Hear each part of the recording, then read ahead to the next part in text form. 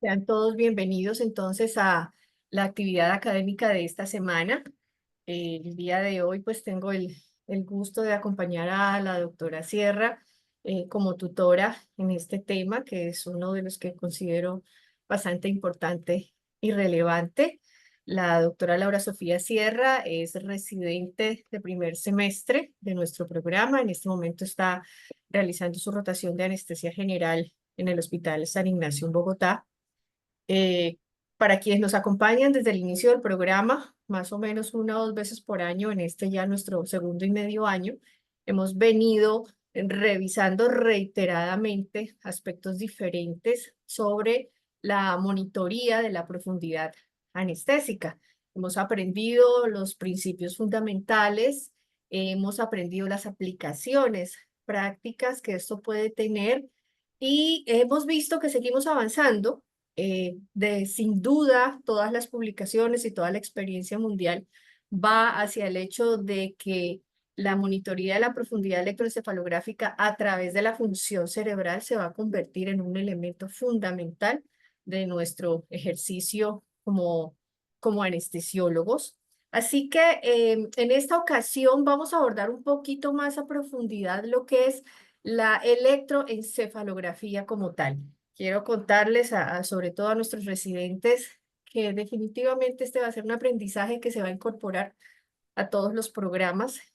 A más bien corto plazo nos vamos a ver obligados a aprender y a entender a interpretación electroencefalográfica, no digamos al nivel profundo de la neurología o de la electrofisiología cerebral, pero sí de una manera que nos permita utilizarlo como herramienta, habida cuenta de que lo que tenemos hoy en día todavía no es definitivamente certero y que se reconoce que sigue siendo pues la electroencefalografía no procesada la que nos da una información más fidedigna dentro de lo que tenemos hasta ahora.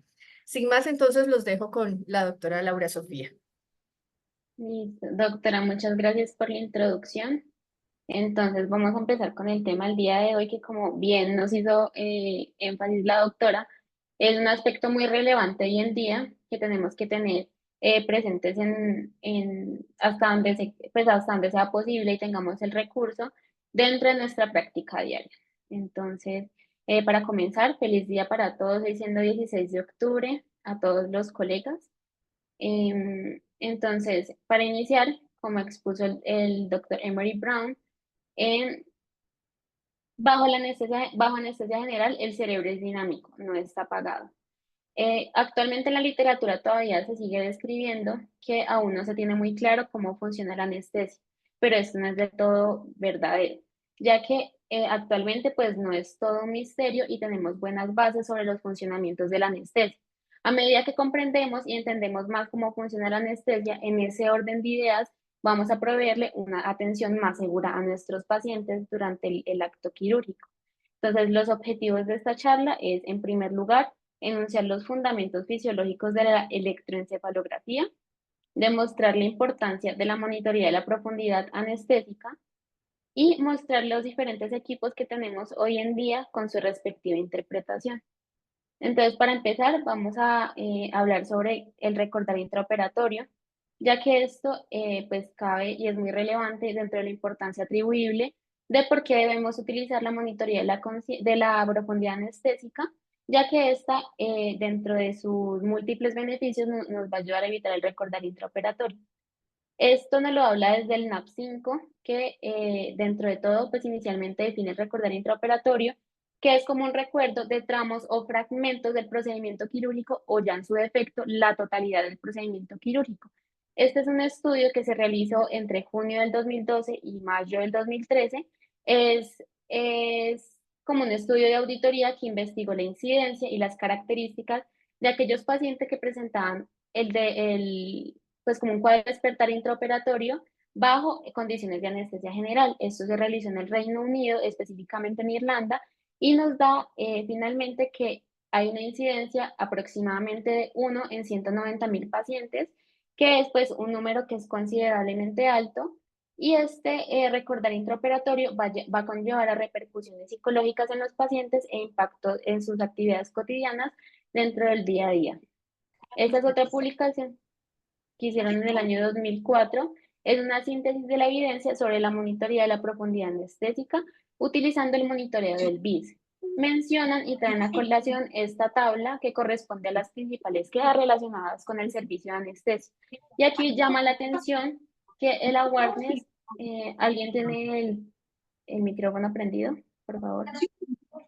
Durante el Congreso. Entonces, llama la atención que la awareness ocupa el 2% de las quejas asociadas con el servicio de anestesia y esto, pues aparte de eso, nombran que fue necesario indemnizar a los pacientes entre aproximadamente 18.000 y 25.000 dólares por caso, lo que también es una suma que es considerable. Entonces, en esta otra publicación del año 2016, que se trata de una síntesis de recomendaciones, está publicada en la revista de Anesthesia, nos dan las siguientes indicaciones para el uso de la monitoría de la profundidad anestésica. Entonces, la primera sería en procedimientos en los cuales vamos a utilizar la anestesia total intravenosa, los pacientes con uso de bloqueantes neuromusculares, ya ahorita más adelante vamos a ampliar un poco más esta información, aquellos pacientes que son susceptibles de efectos adversos ante anestesias profundas y pacientes ginecobstetras que requieran cesárea de emergencia. Entonces, vamos a tener asociados ciertos factores que nos van a conllevar a que los pacientes puedan presenten riesgo o tengan un riesgo de despertar intraoperatorio, que van a ser factores asociados tanto al paciente como a la anestesia, a la cirugía, o pueden ser factores de riesgo técnicos. Entonces, dentro de los factores de riesgo asociados a los pacientes, vamos a tener que hay un mayor riesgo en aquellas pacientes que son femeninas, jóvenes, los obesos, aquellos pacientes que tengan un ASA de 2 o más, pacientes con intubación difícil, pacientes con abusos de sustancias, ya que el abuso de sustancias genera cierta tolerancia a los fármacos anestésicos. Dentro de ellos podemos encontrar los pacientes consumidores de alcohol, pacientes consumidores de sustancias psicoactivas y aquellos pacientes con antecedente que ya hayan tenido antecedente previo de despertar intraoperatorio tienen un riesgo o una incidencia hasta 5 veces mayor que aquellos pacientes que no. Entonces, por eso es muy importante tener en cuenta y preguntar en las valoraciones preanestésicas por este antecedente. Los factores relacionados con anestesia ya van más que toda la subdosificación de los problemas, de los pacientes a problemas, por ejemplo, con el vaporizador y inherentemente la inadecuada monitorización de la actividad cerebral. Factores relacionados con el tipo de cirugía se ha relacionado más que hay mayor riesgo de despertar intraoperatorio en aquellas cirugías cardiotorácicas, neuroquirúrgicas, cesáreas de emergencias y en general en aquellos procedimientos de urgencia. Y los otros aspectos técnicos que son relevantes sería, por ejemplo, en aquellas ocasiones o en aquellos contextos en los que ocurre una desconexión del anestésico o, por ejemplo, de la bomba de infusión, o, por ejemplo, en aquellos casos que de pronto se acabe el inhalado y no nos demos cuenta, o en caso de que estemos utilizando anestesia total intravenosa, por ejemplo, que se nos infiltre la vena y tampoco caigamos en cuenta. Entonces, dentro de los beneficios de la monitoría de la profundidad anestésica, nos expone que hay una disminución de la incidencia de conciencia intraoperatoria aproximadamente en un 85%. Vamos a tener una disminución del tiempo para la inmersión, dado que como nosotros mismos estamos monitorizando la profundidad de la conciencia de los pacientes, entonces vamos a saber en qué plano estamos con el paciente y vamos a lograr un despertar oportuno. Una disminución del consumo anestésico más o menos de un 37% y una disminución del delirio posoperatorio y del deterioro cognitivo aproximadamente en un 8.5%. Esto dado a que no se sobredosifican los pacientes, teniendo en consideración todo el tiempo la monitoría de la profundidad anestésica de los pacientes. Pues a pesar de que hace más o menos 20 años ya tenemos los dispositivos, ya los conocemos, de pronto lo que decía inicialmente, que no siempre los tenemos a la mano, pero estos han ido evolucionando hacia la mejoría y nosotros seguimos teniendo una falta en el uso de los mismos en procedimientos de anestesia general y no lo usamos a diario como por ejemplo con el resto de la monitoría, como sería la electrocardiografía, la presión arterial, la pulsoximetría y pues básicamente ninguno de nosotros pues lo aplicamos en nuestra cotidianidad ni en nuestras rutinas diarias dentro del quirófano. Vamos a tener que tenemos diferentes tipos de monitoría de la profundidad anestésica. En primer lugar tenemos el comportamiento clínico, que es el que usamos actualmente nosotros todos los días. Nos referimos a el de la práctica clínica diaria, es decir, por ejemplo, parámetros hemodinámicos, como sería la presión arterial, la frecuencia cardíaca de los pacientes, y en casos extremos, pues sería, por ejemplo, ya el movimiento muscular del paciente, la sudoración y otros signos clínicos que nos van a indicar que el paciente no se encuentra en un adecuado plano anestésico. Vamos a tener el electroencefalograma no procesado, que ya lo vamos a ver a profundidad más adelante. El electroencefalograma procesado, que está, pues nos referimos a este como los índices del electroencefalograma, que es el que nos va a arrojar los monitores de la profundidad anestésica, y el espectrograma del electroencefalograma. Entonces, ya empezando a hablar y entrando en materia de los monitores de la profundidad anestésica, vamos a tener que en 1994 pues salió al mercado el primer monitor de la profundidad anestésica y fueron aprobados por el FDA en 1996. Así como se tituló la charla de esta conferencia, vamos a tener que los monitores de la profundidad anestésica abrieron una ventana al cerebro y gracias a esto pues ha generado un importante avance en la monitorización de la profundidad anestésica frente al uso de signos clínicos, que era lo que hablábamos ahorita anteriormente. Esto ha permitido disminuir la incidencia de despertar intraoperatorio y otros efectos adversos relacionados con la dosificación, sobredosificación del paciente. Entonces, los monitores de la profundidad anestésica tienen algo que es muy valioso, que nos permiten ver tanto directamente el electroencefalograma correspondiente a los pacientes y adicionalmente la señal procesada y el índice relacionado con el electroencefalograma. Y esto es secundario al uso de algoritmos matemáticos respectivos de cada uno de los monitores. Entonces, a grandes rasgos, esta es la base de los índices del electroencefalograma. Entonces, vamos a tener que se va a recibir la señal, esta va a ser amplificada, posteriormente va a ser filtrada, y esta señal va a pasar luego por un convertidor digital análogo que posteriormente va a ser filtrado nuevamente y ya van a pasar por el algoritmo que hay veces tienen en cuenta en la electromiografía, como otras veces solamente la señal frontal. Entonces, aquí nos damos cuenta que a final, a la hora del T, vamos a tener una pérdida considerable de la señal al pasar por todos estos filtros y lo que nos conlleva a que la fidelidad de los índices pues es cuestionable, que nos arrojan pues los monitores de la profundidad anestésica.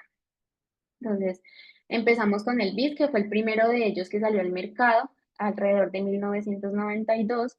Su algoritmo matemático se va a descargar de componer las ondas del electroencefalograma convencional en frecuencia, en amplitud, y va a tener en cuenta, que es lo que principalmente tiene en cuenta, y al final nos va a arrojar el índice, pues dependiendo de la señal que ha estudiado inicialmente. Entonces, importante tener en cuenta que este monitor va a tener un retraso de la señal en aproximadamente de 40 a 60 segundos con respecto al estado actual del paciente.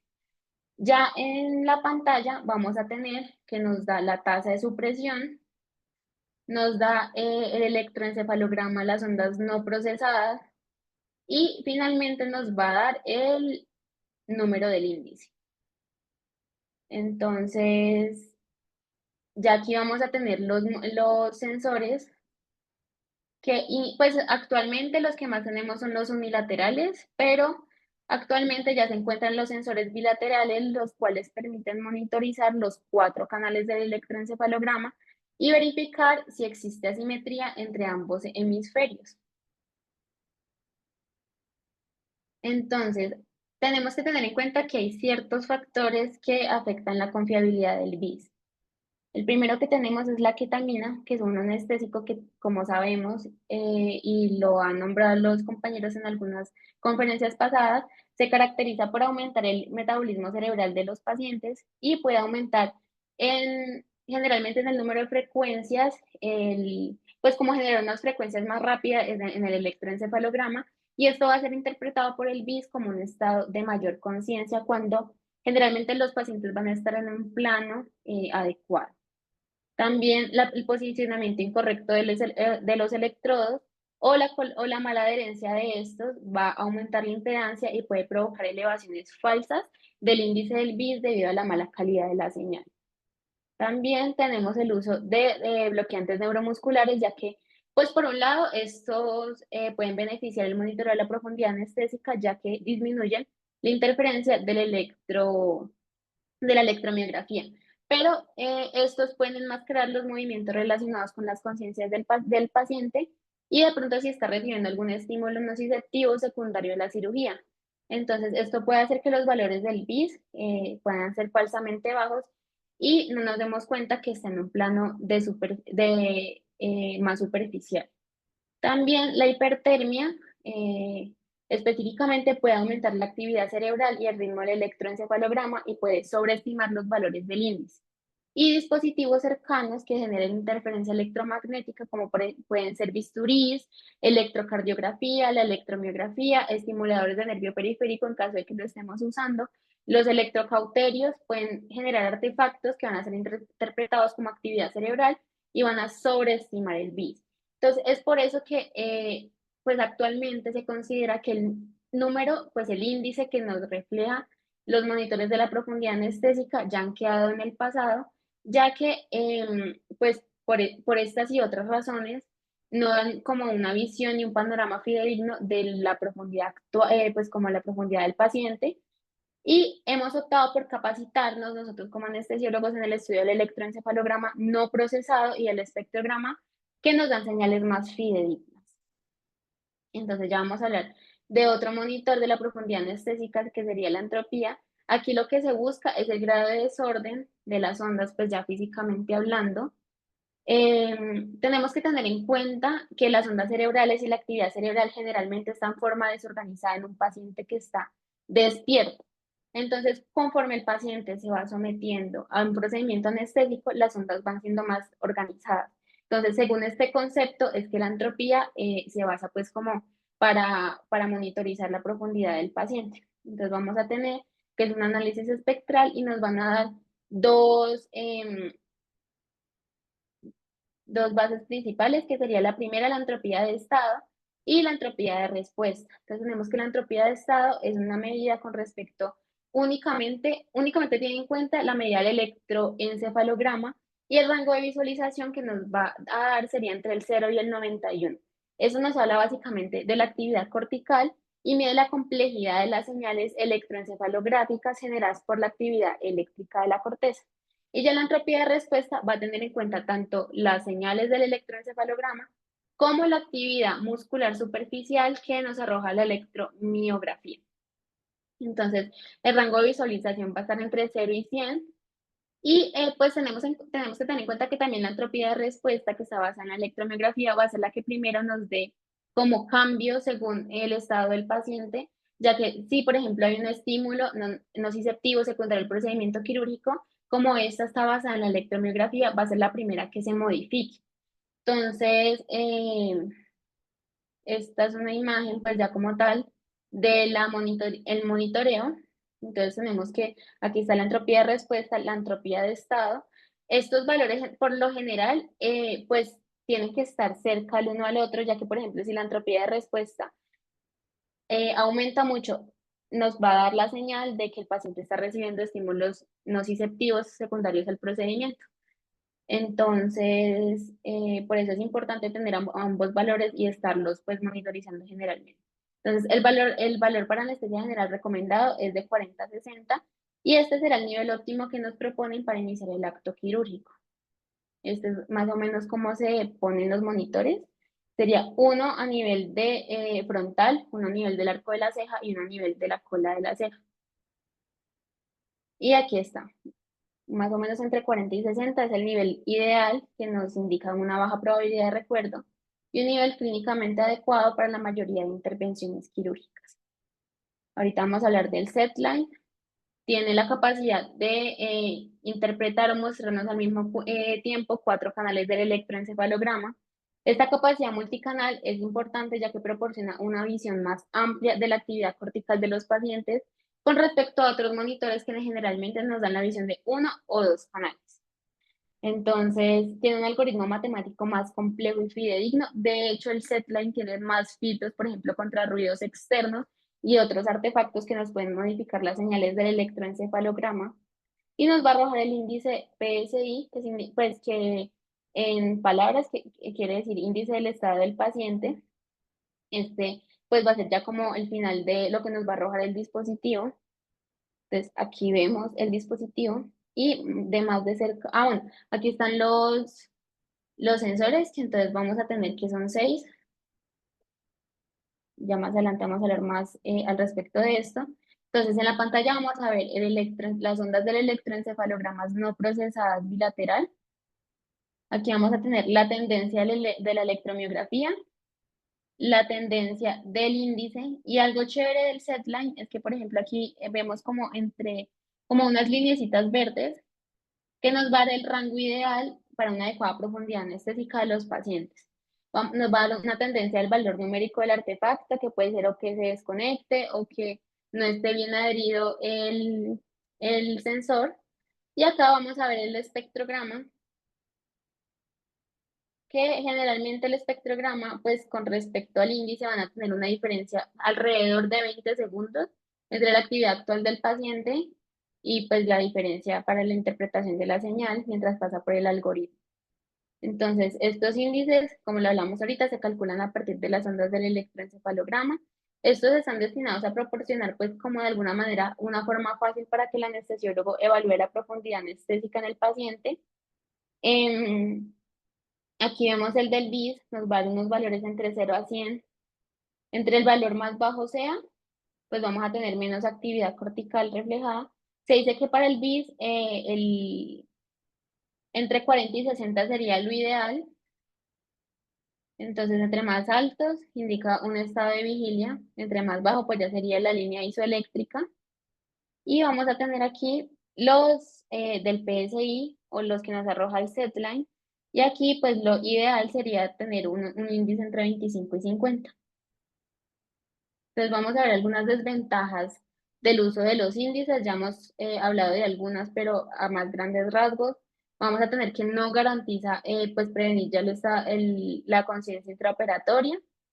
Estos índices son menos confiables en población pediátrica y en adultos mayores, por ejemplo, la población geriátrica, ya que los estudios que se han hecho para los índices son basados en pacientes que son adultos. Entonces, se debe tener en cuenta que, por ejemplo, los índices para los pacientes pediátricos usualmente van a tener, pues los pacientes pediátricos usualmente van a tener una actividad mayor, entonces se va a tender a tener un índice que va a ser más elevado, y por lo contrario, los adultos mayores van a tener menor actividad cortical, entonces también van a tener unos índices falsamente disminuidos. Entonces hay que tener como vigilancia con esto para estas poblaciones en específico. No proporciona una imagen precisa de las respuestas del cerebro a los fármacos. Entonces, tenemos que tener muy en cuenta que los índices no se relacionan directamente con la neurofisiología ni con la farmacología de los anestésicos en específico. Y ni, pues, por ende, tampoco nos va a dar señal ni nos va a dar, pues, como alguna imagen de cómo estos actúan a nivel cerebral. Entonces, en ese orden de ideas, no proporciona una imagen precisa de cómo responde al cerebro a los fármacos anestésicos que nosotros le estemos administrando a los pacientes, ni tampoco pues determina las firmas farmacológicas que nosotros podamos estar atentos de ellas. Suponen que, por ejemplo, X valor del índice representa el mismo nivel de inconsciencia para todos los anestésicos. ¿Qué quiero decir con esto? Que, por ejemplo, si el BIS nos da un valor de 40, nos va a dar un valor de 40, por ejemplo, para la ketamina o para el propofol. Entonces sabemos que esto pues no es del todo cierto y que eso nos puede estar dando valores que son erróneos. Los índices, como hablábamos ahorita, tienen un tiempo de retraso que más o menos se estudia que es de 26 a 106 segundos, dependiendo del paciente y dependiendo del monitor. Sin embargo, pues actualmente se ha seguido como el estudio acerca de los monitores para pues como hacer que los algoritmos sean más fidedignos al estado actual del paciente y podamos utilizarlos cada vez más de rutina. Entonces, el procedimiento para la implantación de los electrodos vamos a tener que hacer en la región anterior del cráneo, por lo general, mientras sea posible, y preferiblemente vamos a tener que son 1 o 4 canales. Entonces, lo primero que vamos a hacer va a ser una limpieza adecuada de la piel antes de colocar los electrodos. Puede ser con una gasa, con alcohol, con isopañil, pero esto nos va a asegurar una buena conductividad y va a minimizar las interferencias de la grasa o de la suciedad de la piel. Entonces, para el BIS, vamos a tener que primero vamos a poner el electrodo número 4, que sería este de aquí, que va a estar por encima del arco de la ceja. Posteriormente vamos a ubicar los electrodos 2 y 1, que son estos dos, de tal forma que el 1 queda 5 centímetros sobre la nariz en todo el medio de la región frontal. Y por último vamos a instalar el número 3, trazando una línea imaginaria hacia el borde lateral que cruce por ambos ojos y en toda la implantación del cuero cabelludo.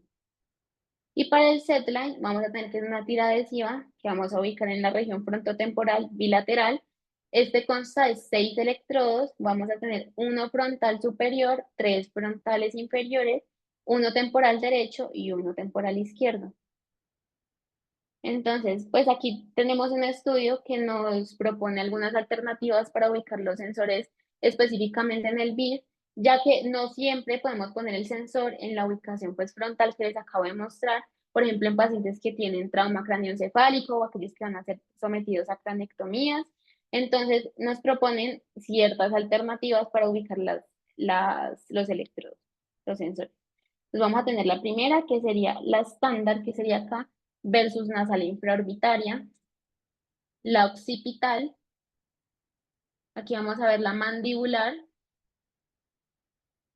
la auricular, esta es lateral con respecto a la posición estándar y esta que es la opuesta. Entonces, al final del artículo nos proponen esta tabla donde correlacionan la posición estándar versus pues la posición alternativa. ¿Qué es la concordancia?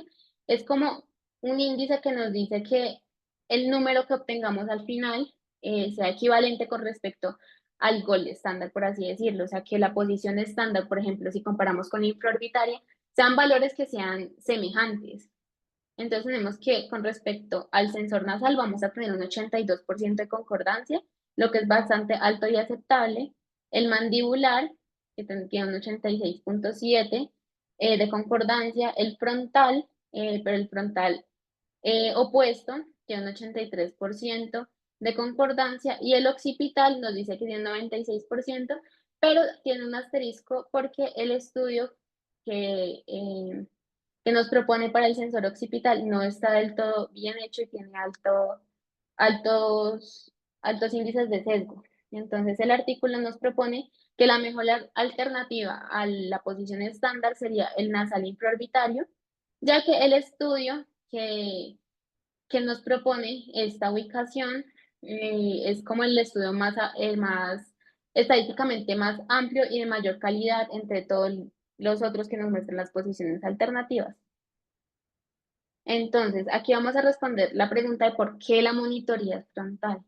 Entonces, en un paciente despierto, las ondas alfa generalmente van a ser ubicadas en la región occipital. Entonces, a medida que el paciente va entrando en inconsciencia, estas ondas alfa se van a ir ubicando a nivel frontal y temporal del paciente.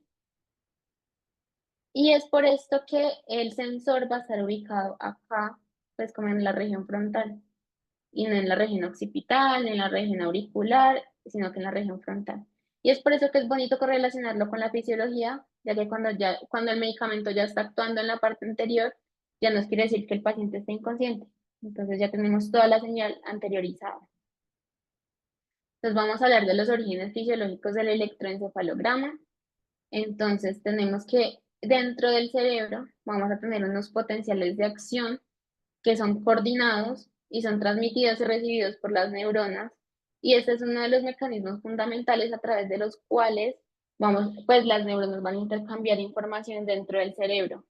La actividad que genera estos potenciales eléctricos extracelulares van a estar compuestos principalmente por potenciales postsinápticos e hiperpolarización de la membrana neuronal. Entonces, estos potenciales se conocen como los potenciales de campo local oscilatorios, que estos potenciales de campo local oscilatorios generalmente son muy pequeños, y es muy difícil que la señal del electroencefalograma los lea, pero cuando hacemos una sumatoria de todos estos campos locales, esto siendo una imagen de la coordinación y modulación de la comunicación dentro y entre circuitos neuronales, vamos a tener que el electroencefalograma registrado en el cuero cabelludo nos va a dar una imagen de la sumatoria de todos estos campos locales oscilatorios que ocurren dentro, pues como de las capas neuronales.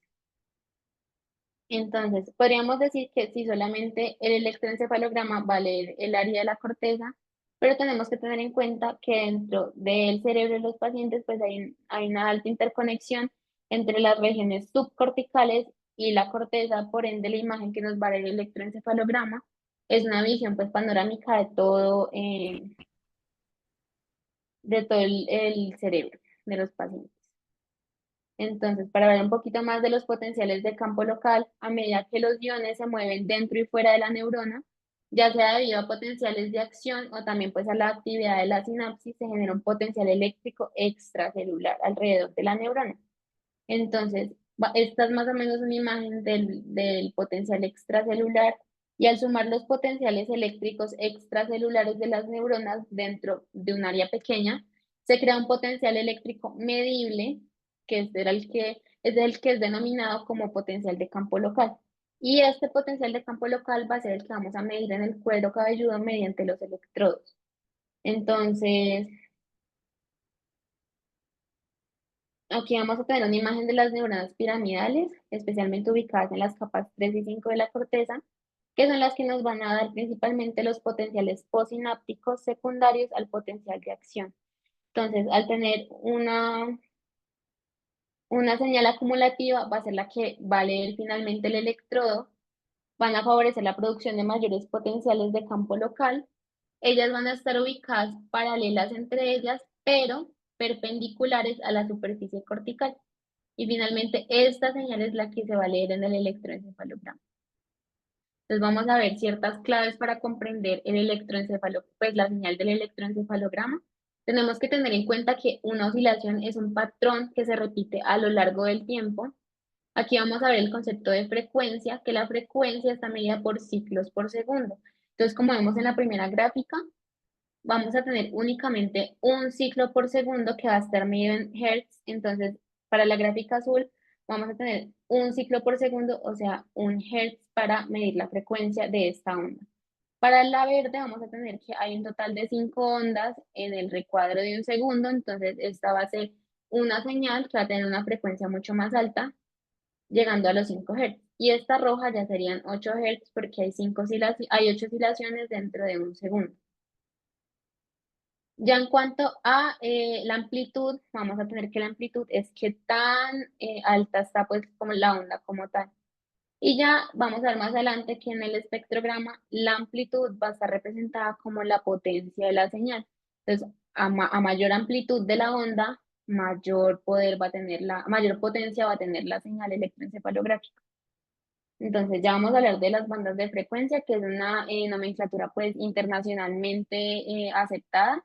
Y vamos a tener que los cambios de la potencia de estas bandas se pueden utilizar para rastrear específicamente los cambios en los estados anestésicos del cerebro. Entonces vamos a tener acá arriba las ondas slow, que van de 0.1 a 1 Hz, las delta, que van de 1 a 4 Hz. Sabemos que a medida que las ondas van disminuyendo de frecuencia, van aumentando igualmente de amplitud. Entonces se dice más o menos que un paciente en estado de vigilia puede tener ondas electroencefalográficas correspondientes a los estados beta y gamma. Y ya lo que sería alfa y delta, pues ya como en estos rangos, va a ser un paciente que ya está en estado de sedación o con un sueño profundo. Entonces ahorita vamos a tener un análisis de ciertos datos que todos son recopilados de este estudio que fue realizado en el 2015 por los doctores Purdon y Emery Brown. Ellos sacaron un artículo acerca del electroencefalograma, la electroencefalografía clínica para el anestesiólogo, y lo que ellos intentan es sacar un concepto acerca de la monitoría de la profundidad anestésica, ya que nosotros tenemos que tener la determinación de cómo estamos y en qué estado nos encontramos con el paciente. Entonces fueron unos electroencefalogramas tomados del Hospital General de Massachusetts. Estos fueron con previa aprobación de un comité de investigación humana y nos muestran los registros de electroencefalograma utilizando un monitor SedLine. Nos van a mostrar unos espectrogramas calculados usando el método multitape. Entonces, aquí vamos a ver ciertas firmas del electroencefalograma no procesado. Estas son ondas pues electroencefalográficas que generalmente pues son difíciles que nosotros las veamos, por ejemplo, durante el procedimiento anestésico.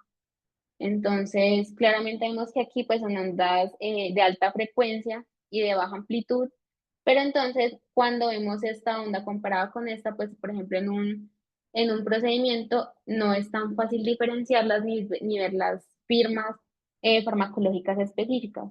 Entonces, pues por eso, a raíz de esto, se generan los espectrogramas, ya que pues aquí es un poquito más fácil distinguir las estructuras finas de la señal del electroencefalograma. Vamos a tener que estar, pues como nos va a mostrar el tiempo en el eje en el eje X, en el eje Y nos va a mostrar la potencia y la frecuencia y la potencia. Y este código de colores es entre más cálido, pues la potencia va a estar más en los rangos pues específicos en los cuales se encuentra el color. ¿Cómo se generan los espectrogramas? Tenemos que el espectro, estas son las ondas electroencefalográficas que van a ser descompuestas según el rango de frecuencias y según este rango de frecuencia nos van a generar el espectro.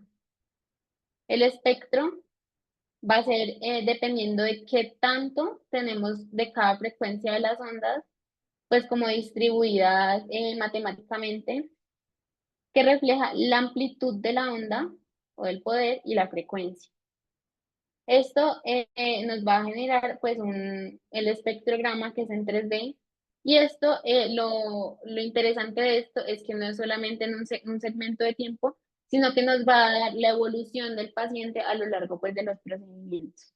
Entonces, esto resulta en el gráfico tridimensional que nos permite mostrar cómo las oscilaciones del electroencefalograma cambian pues en el tiempo y según la dosificación de los anestésicos o la intensidad de los estímulos que provocan, pues los estímulos nociceptivos que provocan los cambios en la excitación. Esto se puede graficar en 2 dimensiones, que esto sería el espectrograma, eliminando el eje de la potencia y utilizando el código de color para identificar la potencia. A más cálido el color, pues vamos a tener más frecuencia de las ondas graficadas. Aquí vamos a tener el concepto de la frecuencia del borde espectral 50 y 95, que es muy importante ya que en alguno de los monitores nos van a reflejar estos parámetros y estos vamos a tener que, por ejemplo, para el borde espectral 50 sería la frecuencia mediana o frecuencia del borde espectral, de la cual el 50% de las ondas van a estar por debajo. Entonces, por ejemplo, aquí lo vemos en la línea discontinua y tenemos que el 50% de las ondas van a estar por aquí debajo, o sea, por aquí.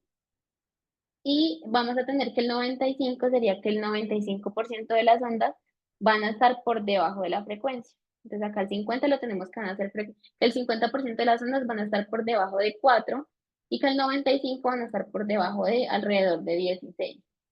Entonces aquí también lo vemos igual. La curva blanca inferior va a ser el borde espectral 50 y la superior el borde espectral 95. Eso no lo reflejan los monitores comerciales y son clínicamente útiles para rastrear si la potencia del espectrograma se está desplazando hacia arriba o hacia abajo, indicándonos que el paciente está o más profundo o más superficial de lo que pues nosotros hemos planteado. Entonces, ahorita ya nos vamos a centrar como tal en las firmas de los anestésicos dentro del espectrograma. Tenemos que entender que los anestésicos inducen oscilaciones que alteran o interrumpen las oscilaciones producidas por el cerebro, generalmente durante el procesamiento normal de la información. Entonces, tenemos que tener en cuenta que estas firmas del espectrograma van a responder a cómo el anestésico va a actuar en su diana o en su receptor y cómo esto va a causar pues las repercusiones dentro del sistema nervioso central de los pacientes. Esto es lo que nos va a dar una imagen de las firmas y del estado cerebral del paciente relacionado a la respuesta que tuvo al anestésico que le estamos poniendo. Entonces aquí tenemos las ondas, pues los patrones electroencefalográficos, pero sin procesar. Entonces tenemos que la ketamina es un patrón que se considera activo, es una señal que tiene baja amplitud pero alta frecuencia, la del sevoflurane que es muy similar a la del propofol y la de la dexmedetomidina que ya vamos a ampliar un poco más adelante. A grandes rasgos, estas son las firmas de los anestésicos y cómo las vamos a ver representadas dentro del espectrograma. Entonces, lo chévere de esto es que la dinámica de las firmas electroencefalográficas se puede relacionar con los objetivos moleculares y las dianas moleculares que tiene cada uno de los anestésicos y los circuitos neuronales en los que actúan los anestésicos para crear los estados alterados de la conciencia. Mientras los patrones específicos pueden ser difícil de discernir dentro del acto quirúrgico, estas, pues como estas firmas nos van a permitir que sea como algo más ameno pues, para valorar al paciente intraquirúrgicamente. Entonces vamos a iniciar con el propofol. Tenemos que este sería el patrón característico de propofol.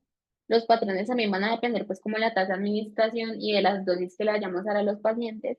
Generalmente los cambios con el propofol inician de 10 a 30 segundos después de la administración del mismo.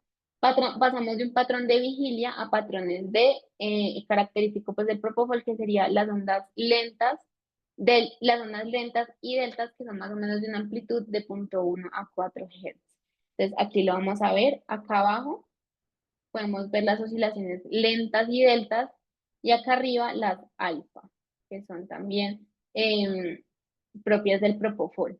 Entonces las oscilaciones lentas coinciden con un estado en el que el paciente ya tiene una pérdida de la respuesta, va a tener pérdida del reflejo oculocefálico y va a entrar en apnea.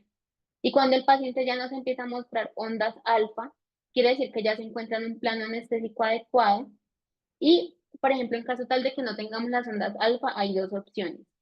O el paciente no está lo suficientemente anestesiado que solamente veamos las ondas lentas y delta, o ya se encuentra demasiado profundo.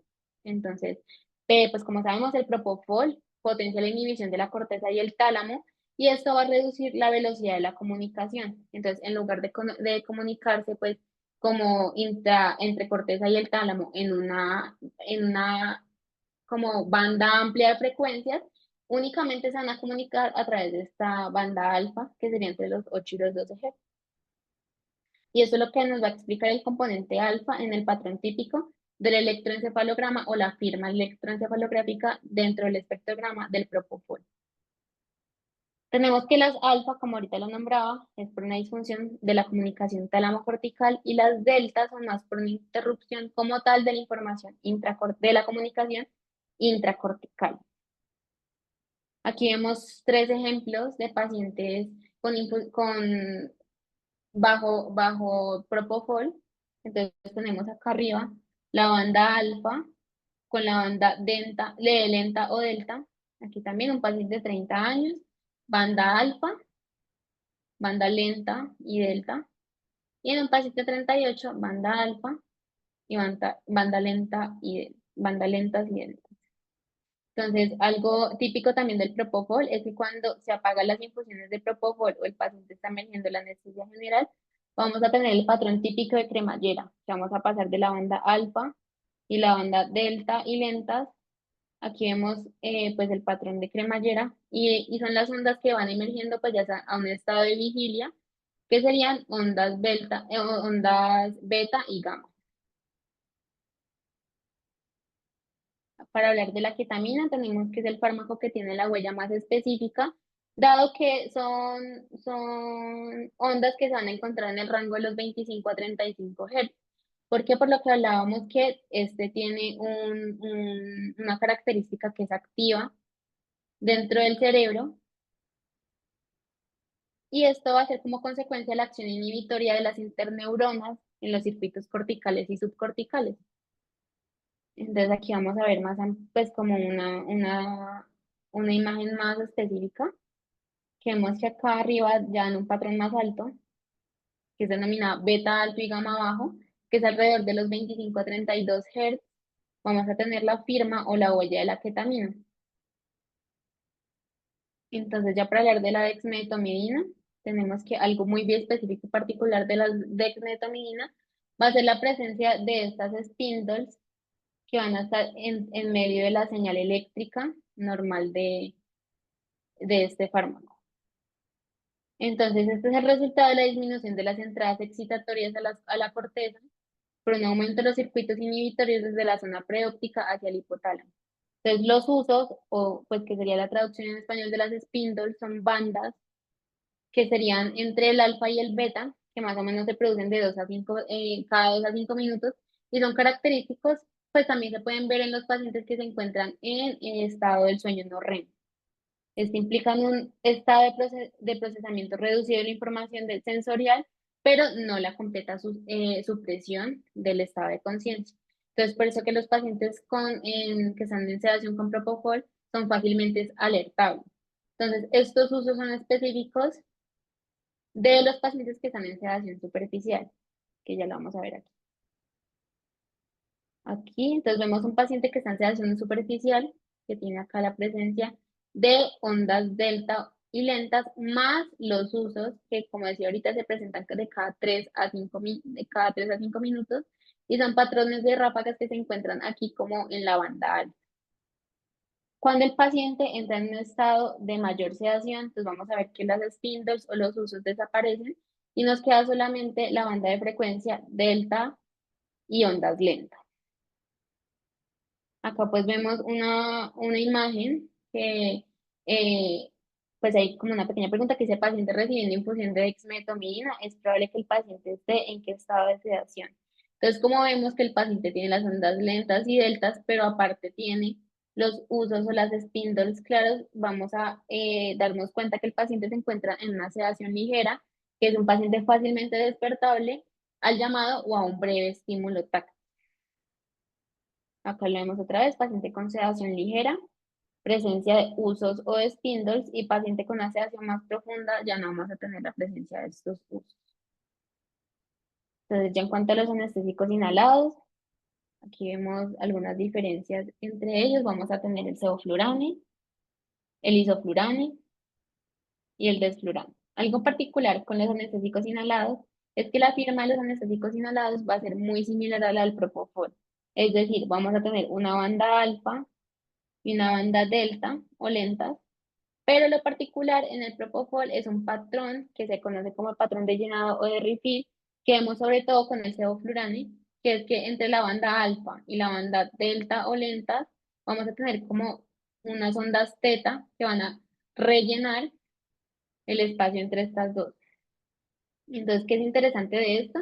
Que cuando estamos en concentraciones por debajo de la MAC, vamos a tener una huella, una firma que va a ser aproximadamente así, pues como aquí, como lo estoy señalando, que va a ser como alfa y deltas lentas, pero no vamos a tener el patrón de relleno. Cuando ya estamos en concentraciones por igual o encima de la MAC, vamos a tener que aparecen las ondas teta. Entonces, eso nos da una imagen clara acerca de la profundidad anestésica del paciente. Aquí lo vemos un poco más claro, cómo es similar el propofol a los anestésicos inhalados derivados del éter, y eso es principalmente por el mecanismo de acción que aumenta la inhibición GABAérgica. Entonces, ¿qué nos diferencia el propofol de los anestésicos inhalados? Es que cuando están en una concentración por encima de la MAC, vamos a tener el patrón de relleno teta, que vemos sobre todo con el sevoflurane. Con el desflurane no es muy particular, pero se puede presentar a concentraciones suficientemente elevadas. Entonces, aquí lo vemos otra vez, más claro. Aquí se presentan las ondas teta entre la banda alfa y la banda de ondas delta o lenta. Entonces, aquí, por ejemplo, vemos también como, podríamos decir, como un patrón de cremallera invertida. Pues entonces, ¿esto qué nos podría significar? Que estamos teniendo un anestésico inhalado y estamos aumentando la concentración, específicamente el sevoflurane, y estamos pasando de concentraciones submax a concentraciones igual o por encima de la MAC. Entonces, otra vez, un anestésico inhalado que tiene una concentración por debajo de la MAC y un anestésico inhalado que tiene una concentración igual o superior a la MAC. Vamos a tener la banda teta entre 4 a 8 Hz. El óxido nitroso, pues a diferencia del resto de los anestésicos derivados del ET que acabamos de mostrar, no es lo suficientemente potente por sí solo para producir anestesia general como tal. Produce analgesia, pero a concentraciones atmosféricas no alcanza a tener un efecto anestésico. Los intentos de administrar óxido nitroso solamente resultan en náusea y vómito de los pacientes, pero a manera de información general, em, antiguamente se usaba con su efecto de segundo gas para que el despertar de los pacientes fuera más rápido y ligero. Entonces, se hacía una mezcla de óxido nitroso con oxígeno para acelerar la recuperación del paciente y pues barrer los anestésicos inhalados. Entonces acá tenemos un paciente que estaba con isoflurane, aquí le inician el óxido nitroso y vamos viendo cómo emerge rápidamente pues como del plano anestésico en el que está. Algo importante del óxido nitroso es que es altamente contaminante y es por eso pues que ha salido del mercado y de nuestra práctica diaria. Aquí vamos a ahorita hablar de algunas características particulares que podemos ver dentro del electroencefalograma, que no son del todo específicos y son independientes del anestésico que estemos utilizando. Entonces, dentro de estos conceptos, el más importante es la supresión de ráfagas.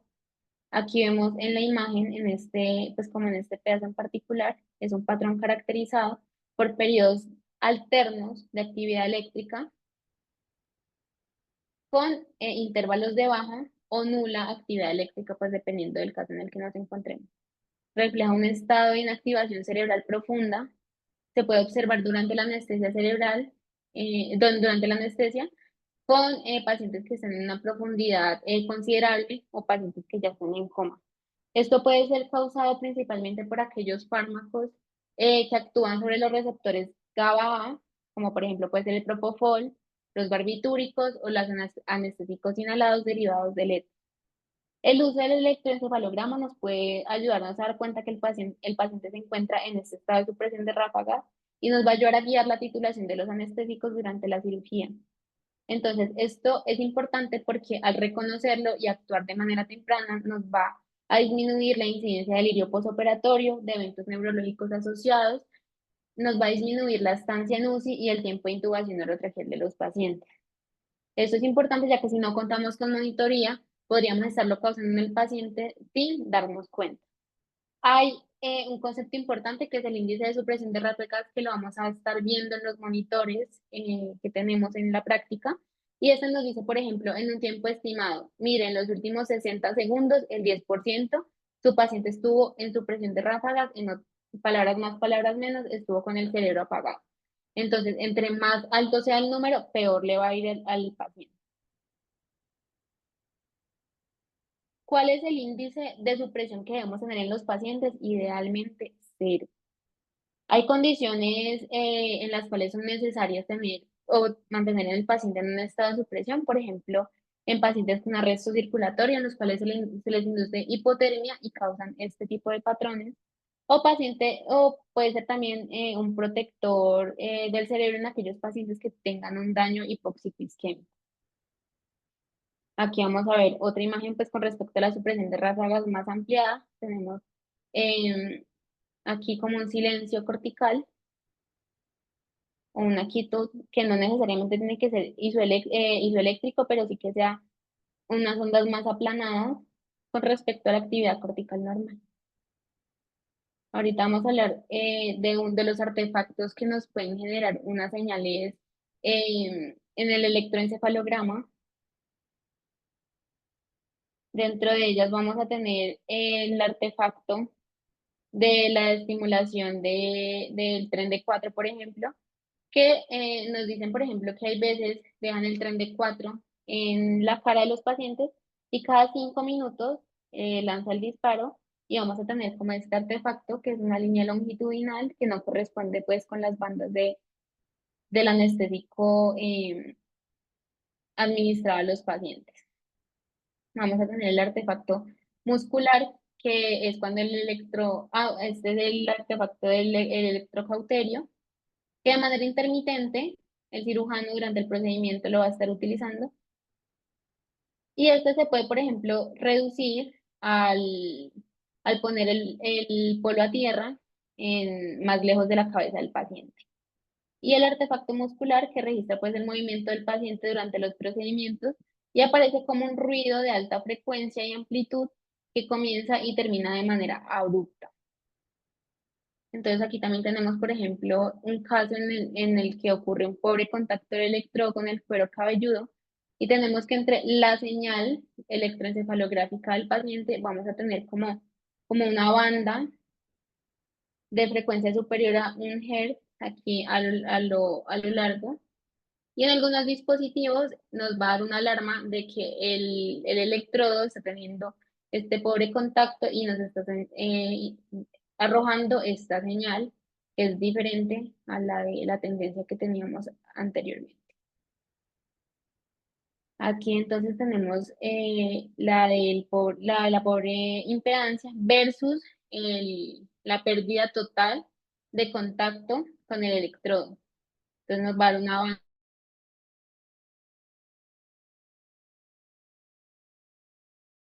banda azul sólida que se diferencia, no es tan difícil como parece. Lo vamos a pintar un poco de color a ver cómo nos resulta esto. Entonces vamos a tener algunos casos clínicos. A manera de repaso, vamos a tener que el propofol va a tener unas bandas alfa, unas bandas lentas delta, que van a estar en el rango de 0 a 1 para las lentas delta y de 8 a 12 para las alfa.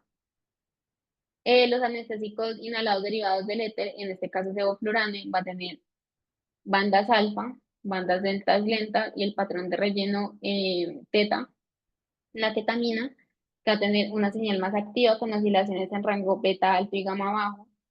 Y la dexmedetomidina, que va a tener ondas lentas, a veces asociados a uso, que no se muestran en esta imagen, pero hay veces asociados a uso en el caso que tengamos un paciente en sedación ligera. Entonces aquí vemos este caso de este paciente. Vamos a tener un paciente que está bajo infusión de ketamina, ya que lo vemos acá en las ondas de más alta frecuencia, dentro del rango más o menos de 30 Hz. Y vamos a tenerlo también asociado con propofol. Entonces vemos aquí que aquí el paciente recibe bolos de propofol. Entonces vamos a tener la banda alfa con la banda lenta y delta, que interrumpe brevemente el patrón de la ketamina. Aquí vamos a tener un caso de un paciente que está sometida a una gastrectomía vertical parcial por laparoscopia, tiene 49 años y es un hombre. Entonces, aquí lo que vamos a ver es que el paciente va a tener una infusión de propofol, aquí, en los minutos, aquí como lo muestra la imagen, asociado a la administración de un anestésico inhalado derivado del éter, que aquí lo vamos a ver, bandas alfa, bandas lentas y delta, y el patrón de relleno teta. Y la ketamina, que lo vemos acá por la señal más activa, dentro de los 25 a 30 Hz. Aquí vamos a ver otro caso. En este caso es un paciente que está recibiendo desflurane más remifentanil. Lo importante de este caso es que, bueno, vamos a ver la firma de los anestésicos inhalados derivados del éter, pero lo importante es que la infusión de remifentanil no nos va a dar ninguna huella específica ni nos va a alterar las firmas que ya veníamos estudiando. Aquí vamos a tener otro caso de un paciente que recibió una infusión de ketamina, que lo vemos acá arriba por las ondas, por la banda activa dentro de los 30 Hz. Y un anestésico inhalado que también lo vemos acá marcado con las bandas alfa, el patrón de relleno teta y las ondas deltas y lentas. Aquí ya como último caso tenemos un paciente que recibió ciertos bolos de propofol y aquí lo vemos claramente en la firma dentro de las bandas alfa y bandas lentas delta. Y el paciente adicionalmente está recibiendo dexmedetomidina y por eso vemos acá las ondas lentas y deltas y aquí los usos específicos de la dexmedetomidina. Entonces, como conclusiones, tenemos que en lo posible hay que monitorizar a los pacientes. Claro, claro, siempre que dispongamos con el recurso y dependiendo del procedimiento.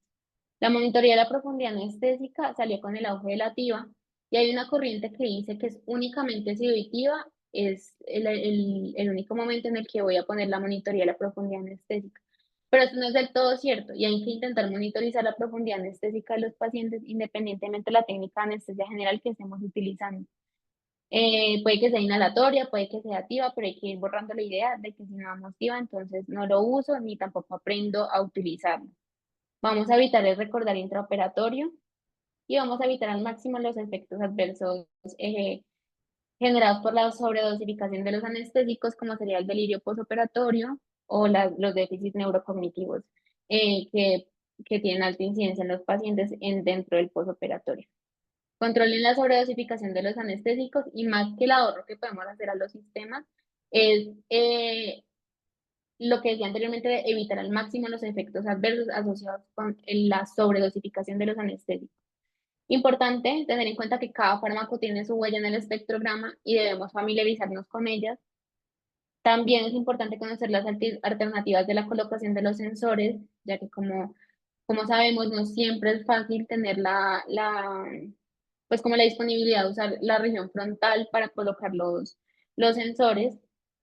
Y los índices del electroencefalograma pueden no ser confiables en situaciones específicas, por lo cual hay que ser vigilante y aprender a conocer más que todo la lectura del espectrograma para poder visualizarlo al mismo tiempo que vemos el índice y corroborarlo con el espectrograma que nos arrojan los monitores de la profundidad. Muchas gracias.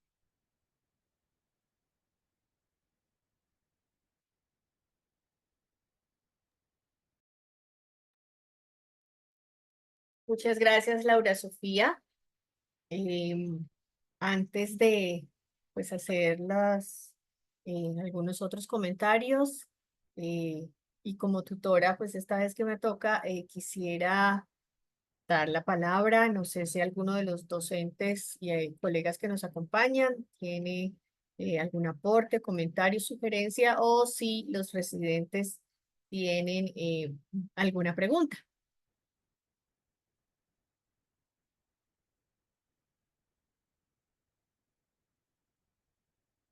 Francisco, buenas noches. Adelante, por favor. Hola, buenas noches. Quería complementar una cosita aquí con lo que dijo la doctora Laura en cuanto a la parte de la fisiología. ¿No me escuchan? Ya te escucho mejor. Ok. Complementar dos cositas en cuanto a lo que dijo la doctora Laura. La primera es en cuanto a la fisiología de la captación de las ondas por el electroencefalograma no procesado, pues lo que dijo la doctora sí es bien sabido de que nos da pues como un panorama global, tanto de la actividad cortical como la subcortical, y es por las neuronas piramidales, que esas neuronas piramidales se organizan de forma paralelas y son las que nos van a hacer la conexión entre la corteza y la parte subcortical. Por ende, es por esta manera, es por eso que nos da pues como la información global de la actividad eléctrica. Y en cuanto al espectrograma, la parte del color cálido como tal nos va a representar la predominancia de las ondas que se evidencian en el electroencefalograma no procesado. Entonces, como bien lo explicó la doctora, por ejemplo, en el Propofol, que se caracteriza por ondas alfa y ondas lentas delta, que son las ondas predominantes en el electroencefalograma no procesado, por eso el color cálido que se va a evidenciar en el espectrograma va a ser en el rango de frecuencia de estas dos ondas.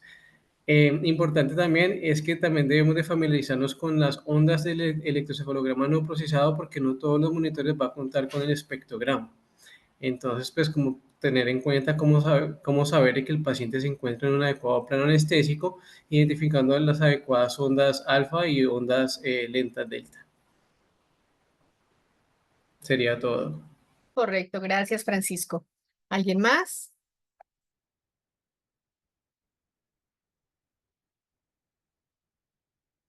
David, te escuchamos. Hola, Buenas buenas noches. Bueno, yo lo que quería como adicionar es que claramente uno debe pues tener en cuenta pues el índice del encefalograma procesado, debe tener en cuenta lo que viene siendo la adecuada pues interpretación del espectrograma, tener muy en cuenta lo que viene siendo el CEF 95, la frecuencia de borde espectral 95, pero también hay que tener en cuenta la electromiografía que muestran estos tipos de monitores, y también hay que tener en cuenta eh, la edad del paciente. Entonces, ¿por qué? Porque la potencia del cerebro también va a depender de la edad que tenga mi paciente. Entonces, aprenderme de cierto modo el tipo de espectrograma que me genere el Propofol no es lo mismo la imagen que va a mostrar en un espectrograma de un paciente sano, con un cerebro sano de 20 años, a un paciente anciano que ya tenga alguna comorbilidad o alguna patología pues asociada que genere una condición de fragilidad. Porque pues estas ondas alfa pues no se van a presentar de la misma forma, con el mismo poder, y por lo tanto puede que yo no vea la imagen que yo espero del Propofol, pero mi paciente, haciendo una valoración integral de todas estas dinámicas, pues ya uno pueda estar seguro, pues en una alta probabilidad de que el paciente está en un adecuado plano, pues anestésico. Gracias, David. No veo más manos levantadas. Laura, te agradezco si por favor pones en pantalla tus diapositivas, sobre todo alguno de los últimos ejemplos que muy acertadamente nos estabas mostrando en donde hay mezclas de medicamentos. Mientras Laura nos proyecta esto, en primer lugar, quiero decir que has hecho una revisión bastante profunda de un tema que inicialmente empezó como algo bastante técnico en el campo de la anestesiología. Venimos hablando de esto ya en el ámbito realmente práctico. No tenemos más de 10 años con esto. Yo diría que aquí en Colombia no tenemos más de unos 8 o 7 años con esto. Y cada vez el tema va adquiriendo mayor complejidad y mayor profundidad. De manera que, pues, siendo un tema que estás abordando desde tu primer semestre de anestesiología, lo has hecho de una manera profunda, lo más completa posible, en lo que el tiempo lo permite, y nos has mostrado una gran cantidad de los conceptos fundamentales. Eh, ¿Qué quiero yo aportar con esto? Primero, con este tipo de revisión lo que pretendemos es primero que ustedes interioricen lo que son los conceptos teóricos fundamentales. Llegar a manejar lo que tenemos disponible ahora de monitoría de la actividad cerebral requiere, creo que un tiempo de dedicación, de taller. No es posible hacer simulación con este tipo de monitoría, desafortunadamente, o no se han desarrollado todavía aplicaciones en donde pudiéramos simular como para otro tipo de cosas, de manera que este es un ejercicio que hay que hacer sobre la práctica real y cuyo aprendizaje tiene mucho que ver con los aparatos de los que ustedes dispongan en los diferentes escenarios de práctica. Hago la cuña y hago la invitación tanto para los profesores que nos acompañan como para ustedes como residentes, que si en los sitios en donde están no se dispone de estos equipos, es importante motivar a que desde las oficinas convenio docente nos transmitan la inquietud. La universidad adquiere cierto tipo de compromisos con los escenarios de práctica clínica a través de los cuales nos interesa dotar a las instituciones de equipos que profundicen el aprendizaje de ustedes. Entonces, siempre les estoy diciendo a sus docentes, si no tienen esto, por favor, díganos a ver cómo podemos trabajar para facilitar este aprendizaje tan importante. Como les dije al principio, esto hace parte de lo que 10 años atrás era el futuro de la anestesiología. El futuro ya está aquí. No va a ser sino crecer. Hace 35 años se hablaba de la cambiografía como una cosa que probablemente iba a ser pasajera y que no se sabía qué tanta información nos podía dar, y era un equipo exótico en donde solo había uno en los quirófanos y solo se lo prestaban a uno de los anestesiólogos o al que iba a hacer la paroscopia. Hoy en día sabemos que hace parte de la monitoría obligatoria y estamos completamente seguros de que la monitoría de la actividad electroencefalográfica llegará más temprano que tarde a ser parte de la monitoría obligatoria, y por esa razón ustedes tienen que entrenarse. Quiero simplemente darles unos aspectos puntuales con respecto a la adquisición de este conocimiento. En primer lugar, en el chat les dejé dos enlaces que algunos de ustedes ya conocen. Son dos cursos que son online, que son gratis, que son supremamente prácticos y cuyos contenidos ya han sido revisados y avalados por diferentes programas de anestesiología a nivel del mundo. Y pues nos traen la formación y la información más relevante hasta el momento sobre lo que tiene que saber el anestesiólogo y el intensivista de la monitoría de la actividad electroencefalográfica. Así que esto no es una sugerencia ni es una invitación, es un curso al cual ustedes le deben sacar tiempo y lo tienen que hacer con la promesa de que nosotros desde la parte docente y administrativa vamos a construir definitivamente uno de los talleres para todas estas cosas que Laura Sofía nos estaba mostrando pues tan acertadamente, pero que no es tan fácil de manejar en una única conferencia. Y esto requiere práctica y práctica, práctica diaria. Sobre la práctica diaria, en lo que ustedes están viendo, ¿qué sabemos hoy en día? Y solo quiero transmitirles puntos muy, muy concretos. En primer lugar, ya estamos saliendo de la edad del número o la edad del índice. Hasta hace unos 6 años, en todas las publicaciones y los estudios, entonces se hablaba del índice, el índice BIS para el monitor BIS o el índice de PSI para el monitor de SedLine, y todo el mundo se guiaba por el índice. Hoy en día sabemos que realmente el número, como nos mostró Laura también, es el producto de una gran cantidad de variables, todas muy sensibles a una gran cantidad de interferencia. Entonces, el número hoy en día es lo menos importante. Si estamos con un cerebro joven, sano, si estamos con un esquema básico de anestesia general de 2 o máximo 3 medicamentos y no estamos trabajando cerca de cabeza ni cuello y no estamos utilizando otro tipo de elementos en el quirófano, llámese vibración, ultrasonido, los electrocauterios bipolar o monopolar, es posible que siga siendo un número muy confiable, pero en este único contexto. De resto, hoy en día ya no hablamos de guiarnos tanto por el número, que es lo que venimos encontrando, es que la correlación entre el número y entre la dosis de anestésico que estamos poniendo y entre lo que nos muestra el espectrograma y entre los desenlaces que tienen nuestros pacientes con respecto a disfunción cognitiva posoperatoria y a delirio posoperatorio, pues han sido bastante divergentes.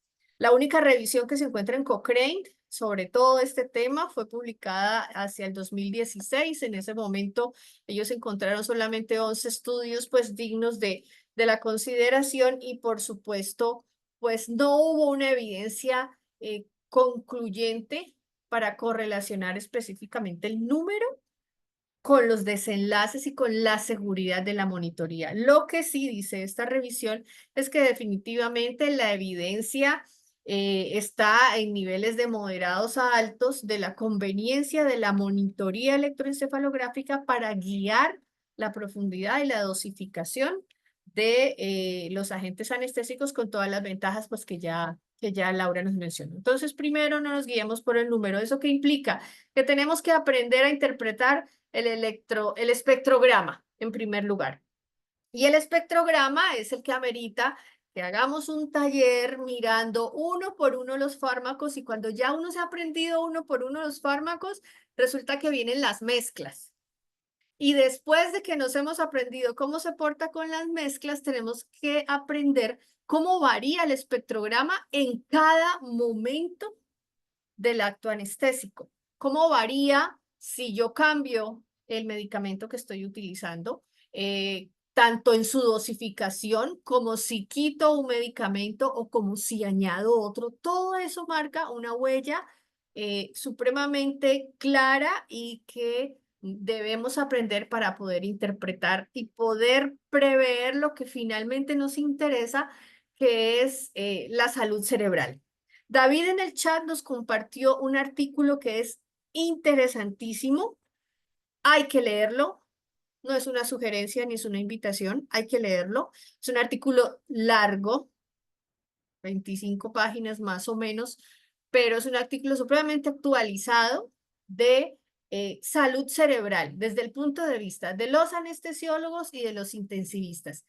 ¿Qué podemos hacer para mantener la salud cerebral de nuestros pacientes? Y finalmente, ese es nuestro objetivo. En los últimos 30 años, la anestesiología se enfocó muchísimo en la hemodinamia y aprendimos todos que si la hemodinamia de mi paciente está bien, el cerebro va a estar bien, los riñones van a estar bien, los pulmones van a estar bien. Hoy en día estamos aprendiendo que no solo la hemodinamia es el factor determinante, que el tener una hemodinamia óptima no me garantiza que yo estoy cuidando la salud cerebral de mi paciente. Respecto a la salud cerebral y la interpretación del electroencefalograma, ya David mencionó una cosa que es vital y que, volviendo al sentido práctico, les quiero enfatizar. Siempre, siempre tomen una imagen de su paciente basal, despierto.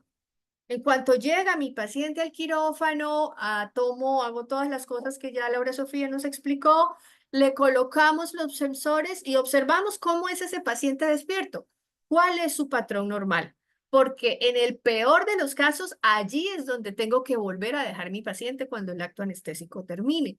Y van a ver que hay una gran variabilidad. Hay toda clase de cerebros con toda clase de espectrogramas. Entonces, ustedes no van a poder interpretar el efecto de los fármacos y no sabían cómo estaba ese cerebro antes. No se trata de prenderlo en el minuto 1 de la inducción, por ejemplo, para ver en qué momento se cae, ya lo puedo intubar. Se trata de dejarle puesto el electroencefalograma mientras yo monitorizo a mi paciente, mientras voy conversando con él, mientras le voy empezando la infusión de dexmedetomidina, por ejemplo. Y hoy en día es sobre ese plano sobre el que nosotros como anestesiólogos tenemos que trabajar, ver cómo cambia ese cerebro, ver a dónde llega. No todos los cerebros hacen, por ejemplo, tasas de burst suppression a las mismas dosis, ni al mismo momento. Ni todos los cerebros tienen el mismo poder en cada escala de ondas. Entonces, si no tenía mi plan, mi imagen previa de mi paciente despierto, no voy a poder trabajar e identificar con él. Esto me lleva al otro punto práctico, que es el burst suppression, que es pues nuestro némesis, definitivamente. No hay nada definitivo sobre burst suppression. Últimas publicaciones, y lo van a encontrar en ese artículo de salud cerebral que les estoy recomendando y que David nos ha recomendado, es que, por ejemplo, en cirugía cardiovascular, ya no es necesario llevar el paciente a una etapa completa de supresión para decir que está en un plano en el cual se pueda hacer todo lo que hay que hacer en esta etapa. O, por ejemplo, que en UCI ya no es necesario llevar a una etapa de burst suppression continua para decir que el paciente está en un coma barbitúrico o en un coma inducido, entre comillas, para neuroprotección, que es algo que hoy también está en EDUCIO. ¿Qué significa burst suppression? Ya lo dijimos.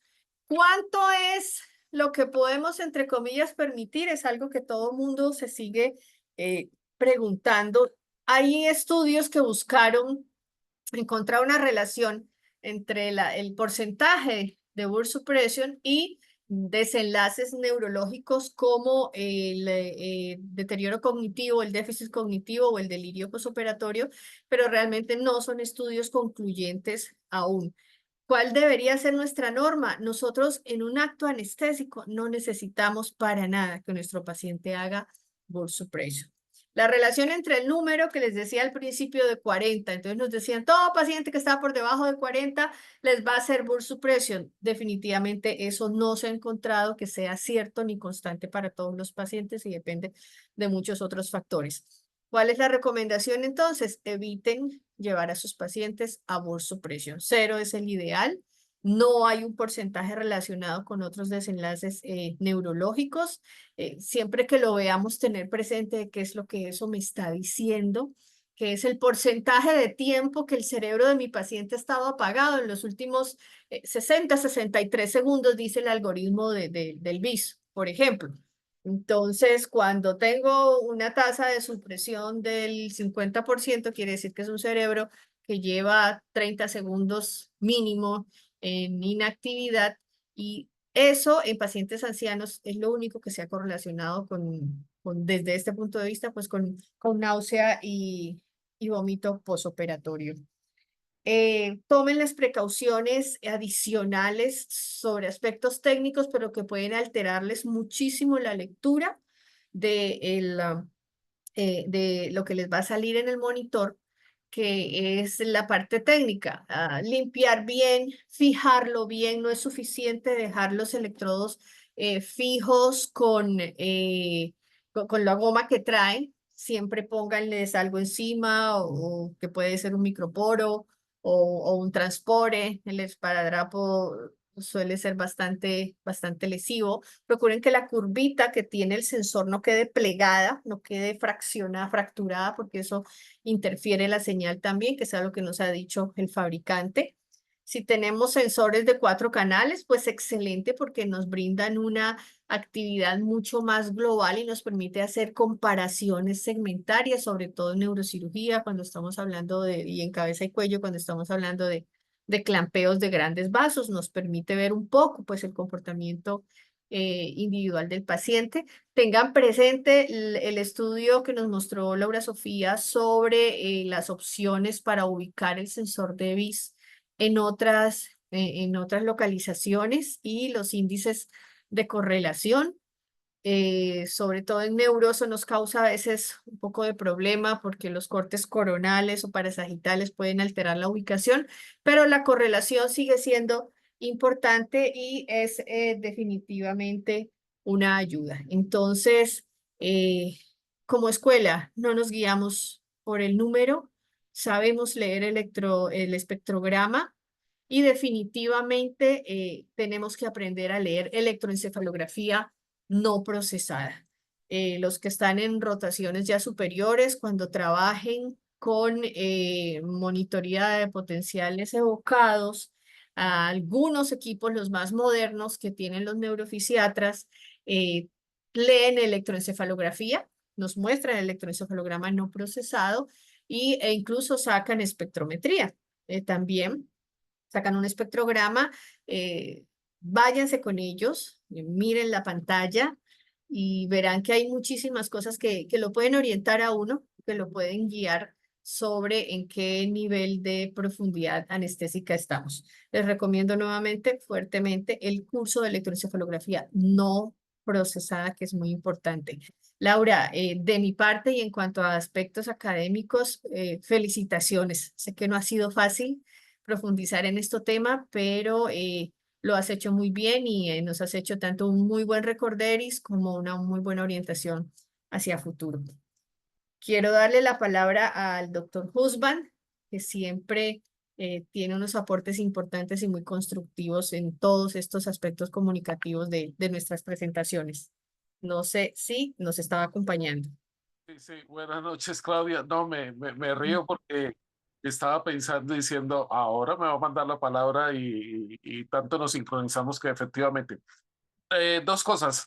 Laura, ¿cómo se sintió preparando el tema? ¿Cómo se sintió al principio de la conferencia y cómo se siente ahora? Hola, doctor, buenas noches. ¿Cómo estás? Te felicito.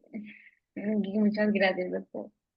Pues preparando el tema, la verdad fue un poquito difícil porque es un tema que pues no es algo que veamos todos los días en la práctica y entenderlo cuando uno no lo ha visto, cuando uno no sabe pues cómo utilizar, cómo poner los electrodos, cómo se prende, cómo es el dispositivo, yo creo que es un poquito más duro porque pues está hoy como intentando transmitirles un tema del cual yo no estoy del todo como consciente ni segura, ni pues que es de todo mi conocimiento, pero ya cuando empecé a hacerla y ya ahorita que la estaba exponiendo, pues me sentí como que puede transmitirles un poquito más de seguridad porque ya pues siento que puedo de alguna manera dominar más el tema.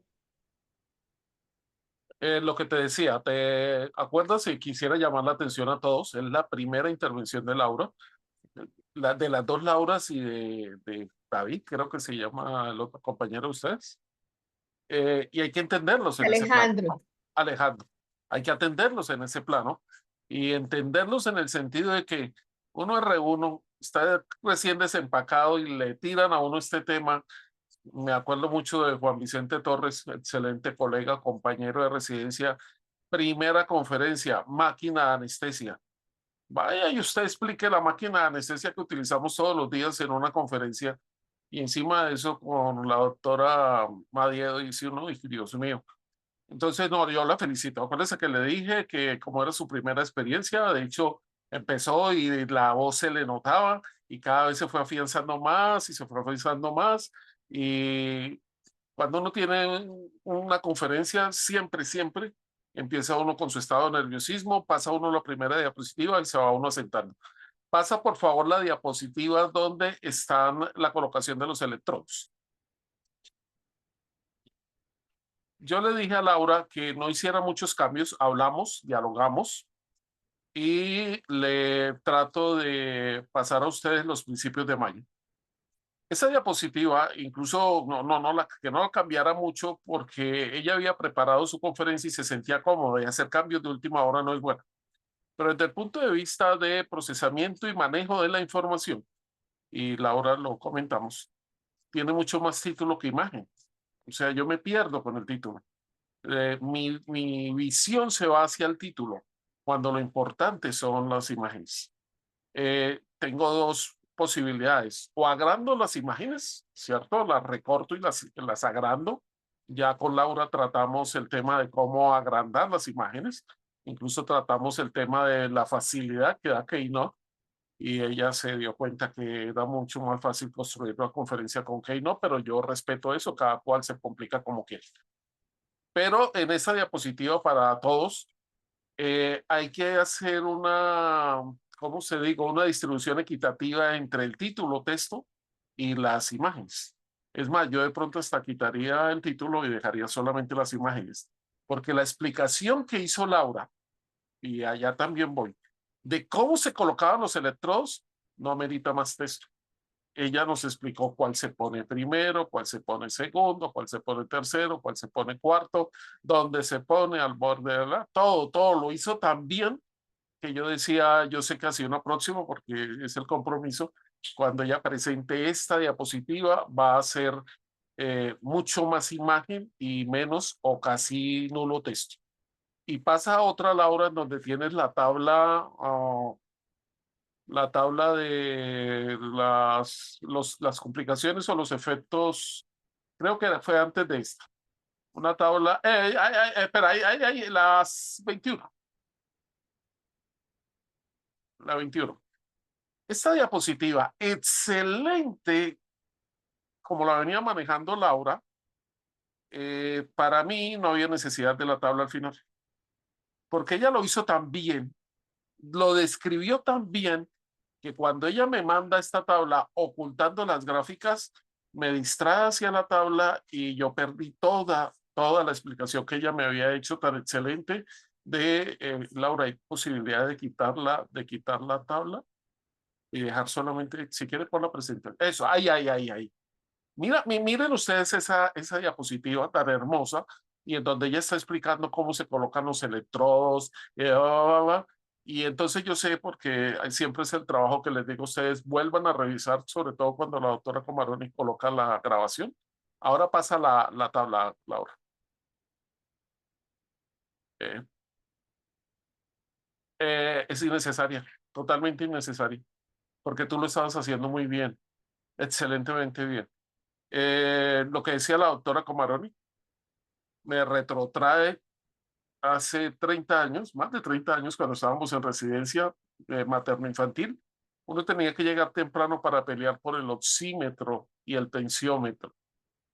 Ojo lo que estoy diciendo, pelear, habían unos recién egresados del militar, 3 anestesiólogos recién egresados del militar, y como profes, entonces ellos querían llegar y cogerse los poquitos oxímetros y los poquitos tensiómetros digitales. Hoy mire de qué estamos hablando, muchachos. Y lo que dice la doctora Comaroni y las recomendaciones que ella se las hace es por eso. Porque a futuro, ya, cada vez más vamos a tener el espectrograma como una función fundamental, principal para el manejo de los pacientes. Incluso yo creo, Claudia, que en la consulta preanestésica, como tú lo has planteado, hay necesidad de hacerle al paciente un espectrograma de ese momento de la consulta, para que uno lo tenga como valor inicial, el artículo que mandó David, excelente, sobre cuál es el estado cerebral de mi paciente en condiciones basales. Porque como bien nos has dicho, no son iguales todos. De hecho, hay un caso exagerado, digo yo exagerado, en donde muestran un hemisferio anestesiado y el otro hemisferio en la misma persona despierto. Y dice uno, ¿cómo es posible eso, que haya esa diferencia de un paciente bajo supuesta anestesia? Y digo supuesta porque cuando uno le muestran las ondas, un hemisferio está anestesiado y el otro hemisferio está despierto. No explicar por... Johnny, Dime. creo que tenemos un nuevo estudio por plantear, que es el espectrograma de un residente de primer semestre a las 6 de la mañana versus el espectrograma de un residente de último semestre a las 6 de la mañana. Sería interesantísimo, pero el mensaje es ese, muchachos. El basal. Todos los cerebros son diferentes y si usted no tiene un basal, usted no puede definir qué es lo que está haciendo, porque es que estamos impactando, estamos deliberadamente modificando la actividad eléctrica de un cerebro. Pero si usted no sabe cómo es el principio, pues es absurdo, es absurdo. No sé si llegaremos al punto de pedir una espectrografía en consulta preanestésica, pero sí por lo menos en cuanto metan su paciente a quirófano y mientras van preparando sus medicamentos y van hablando con el paciente y todo, pónganle el espectrograma y échenle una miradita para que tengan, tengan una ruta. Sí, finalizo con eso, Laura. La felicito. Recuerden que son sus primeras experiencias. Poco a poco van ustedes a ir mejorando. Van a tomar su estilo, el estilo, por ejemplo, de David. Me fascina, sobre todo sus diapositivas minimalistas y cómo ya no da esa impresión de que está leyendo, cómo maneja el tema. Y Laura, tranquila, adelante, lo mismo a las dos Lauras. Y qué pena que se me siga olvidando el compañero. Discúlpenme, no es nada personal. Simplemente que yo olvido muy frecuentemente los nombres. Claudia, un abrazo, cuídate. Doctor Husband, muchísimas gracias. Me Nuevamente, siento discriminado. Yo te digo Claudio, usted me dice doctor Husband. es el respeto, es difícil perderlo. Ajá. No, mentiras. Muchísimas gracias. No veo más manos levantadas. No sé si alguien tenga algún otro aporte, doctor Cañas. Una, una pregunta que se me generó ahorita que escuché, me Creo que pareció no, muy bien la presentación de Laura, creo que no. iniciando con su tema. Y para los del Club Nobel, y la FDA creo que no lo tiene aprobado para los pacientes pediátricos. Usted me confirma, doctora Claudia, a partir de qué edad, digámoslo así, es seguro utilizar esta, o no es seguro, es fiable utilizar esta monitoría, porque definitivamente yo no la he visto ni en neonatos ni en lactantes menores. Entonces me surgió esa inquietud. Sí, así es, doctor. Sí, tiene razón, se nos escapaba eso. Eh, esta monitoría en niños fue muy de la mano de la TIVA en niños. De hecho, pues el interés por la monitoría de la profundidad anestésica se genera sobre todo a partir de la TIVA. Y hubo una época en la historia de la anestesia en que la gente creía que esto era solo para pacientes que iban con TIVA. Definitivamente, pues nada más lejos del error. Entonces, como poco hacíamos TIVA en niños, pues poco se monitorizaba. ¿Qué dificultades hay con los niños? Definitivamente no tenemos datos concluyentes en neonatos para electroencefalografía procesada. Hay mucho sobre electroencefalografía no procesada, pues que ya requiere un poco más de conocimiento neurológico y todavía no es, digamos que práctico en el contexto en el contexto de la anestesia y del quirófano. Hay sensores de BIS pediátricos, pero son muy escasos y una de las razones es porque definitivamente el espectrograma de los niños es bastante distinto. Son cerebros potentes en todas las gamas y no se ha encontrado hasta ahora una correlación muy lineal y muy clara entre la profundidad anestésica del niño y lo que uno está viendo en el espectrograma. ¿Qué se ve en el espectrograma? Una gran cantidad de actividad difusa, incluso a niveles beta, por ejemplo, y con unos usos que llegan hasta gamma, cuando usted está trabajando, por ejemplo, a un CAM de Seborani. Entonces, no es como tan concluyente. Sí se encuentra una disminución del poder y el borde espectral puede bajar en los niños, pero hay pocos estudios todavía. Y va unido, como le digo, esto pues a la poca disponibilidad de los sensores pediátricos. Realmente poco sabemos todavía de eso, pero es un campo definitivamente pues, en exploración. Muchas gracias por la aclaración. Bueno, nuevamente, feliz día para los colegas anestesiólogos. Mucho ánimo para los futuros anestesiólogos. Recordarles que esto es algo que vale la pena y que la anestesiología es definitivamente la mejor especialidad de todas, con todo el respeto que nos merecen todas las demás, pero estamos en la mejor. Les deseo muy buena noche y cordialmente invitados para el próximo miércoles. Buenas noches para todos. Buenas Buenas noches noches. para todos. Buenas noches. Buenas noches.